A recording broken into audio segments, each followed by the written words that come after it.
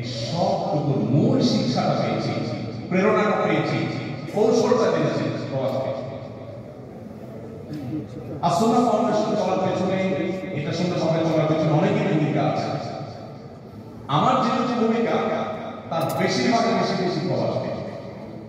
আমি আমার সহকর্মী সহ যাত্রী ওলামায়ে কেরামকে নির্দেশনা করতে চাই কত কিছু শেখা আছে এবং এখান থেকে শিখে দেখে কত পরিবর্তন করা যায়।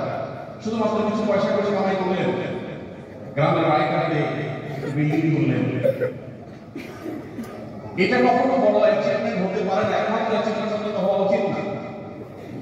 আপনার জীবনের 10-20 বছর পরিবার দেশের মাটিকে ফেলে রেখে বিদেশে পড়ে আছেন মাত্র সামান্য কিছু টাকার জন্য না, এটা ভালো করার জন্য।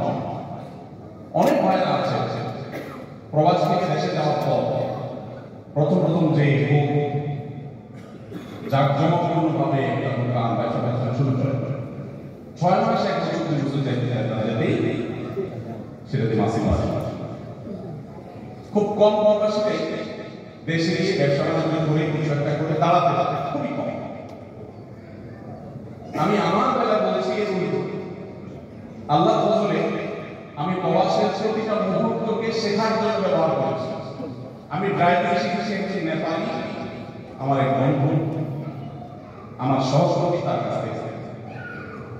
আমি কম্পিউটার বেসিক বিষয়গুলো শিখেছি, কম্পিউটার দাওয়াতি কাজে শিক্ষা, এটা কৌশলগুলো শিখেছি আমার এক ফিলিপিনো সহকর্মীর কাছ থেকে, তার নাম শিখেছি। আমি পেশাদারিত্ব শিখেছি একজন ইয়ামেনের কাছ থেকে, আমার আরেক সহকর্মী তার কাছ থেকে, তার নাম ছিল আলী আব্বাস। আমি এরকম বহু বিষয় বহু দেশের মানুষের কাছ থেকে শিখেছি আমার প্রবাসের 10টি বছরের জীবন থেকে। আজ আসুন্নাহ ফাউন্ডেশন সমাজের দাওয়াতি কার্যক্রম যেগুলো থেকে আপনারা অ্যাপ্রিসিয়েট করেন, আপনারা দেখেন উৎসাহ হচ্ছে, এর উল্লেখযোগ্য কথা প্রবাস থেকে শিখেছি। আমার অভিজ্ঞতা আপনাদের সাথে শেয়ার করার উদ্দেশ্য হল আপনারা এখানে যারা আছেন অবসর সময়গুলো শুধুমাত্র মোবাইল টিভি করে ফেসবুক ইউটিউবে গ্রুপ দিয়ে এবং টেলিভিশন থেকে ভূতের মতো চেয়ে থেকে অহেতুক আড্ডা গল্প দিয়ে সময় নষ্ট না করে আপনি চাইলে আপনার ক্যারিয়ারকে অনেক স্ট্রং করতে পারে, আপনি অনেক কিছু শিখতে পারেন। সবচেয়ে বড় যে সুযোগ আপনাদের সামনে আছে সেটা হলো পৃথিবীতে একমাত্র দেশ কারা যেই দেশে সরকারিভাবে আমাদের দেশ থেকে ফিল্টার করে অত্যন্ত যোগ্য বাছাই করা ইউনিক স্টার টাইপের আলেম এবং হাফেজ ও কারিগরকে এখানে হায়ার করে নিয়ে আসে এবং সরকারিভাবে তাদেরকে মসজিদ মাদ্রাসার দায়িত্ব দেয়। এটা পৃথিবীর আর কোনো দেশ দেয় না, সেটা কাতারই দেয়। আমি জানি না এটা কাতারের দেশে কাতারের আল্লাহ এই দেশকে সম্মানের সাথে মাথা উঁচু করে মুসলিম মিল্লাতের হয়ে কাজ করার আরো বেশি শক্তি সামর্থ্য দান করুন। আপনাদের জন্য এখানে যে অ্যাডভান্টেজ জায়গাটা আমি বলতে চাই সেটা হলো আপনারা চাইলে একজন মুসলমান হিসাবে ইসলামকে বেসিক বিষয়গুলো জানার জন্য, কোরআন শেখার জন্য এখানে এই যে দাওয়াত সংগ্রহ করেন, এর সাথে আপনারা সংযুক্ত হয়ে যেতে পারবেন। ইসলাম সেন্টার বিভিন্ন আয়োজন আছে, আমার বড় ভাই শেখ ফরিদ ভাই মুফতি হিসাবে আছে, মুশাহিদ ভাই আছে, আমাদের অন্যান্য ভাইরা আছে।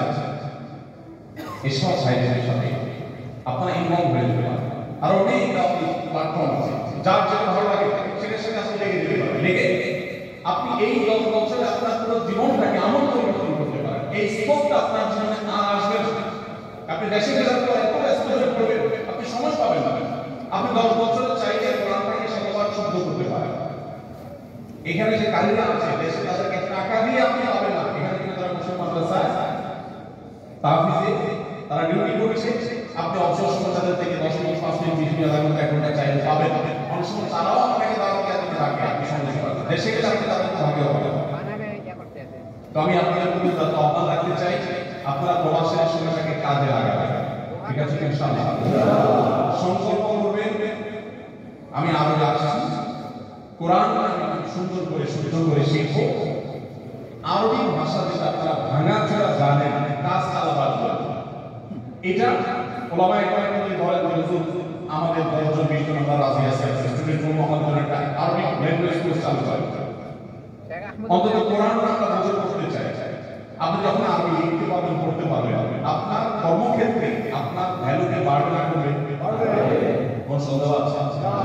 আপনি ভাষা লিখতে পারেন, আপনি শুদ্ধ আরবিতে কথা বলতে পারেন। আমি যখন সৌদি আরবে যাই আমি দেখলাম যে বই পুস্তকের যে আরবি আমরা শিখেছি এবং ছেলেদের ক্লাসে পড়েছি এখানে সে আরবি আমি চিন্তা করলাম আমাকে তো এখানে দাপটের সাথে কাজ করতে হবে, মেয়ামার মধ্যে কাজ করতে হবে। আমার প্রোফাইলে জিনিসটা আমি যে কাজ করি সর্বোচ্চ সিরিয়াস জাতীয় করি ধনী বাস্তবতার কাজ করা আমার সহজ।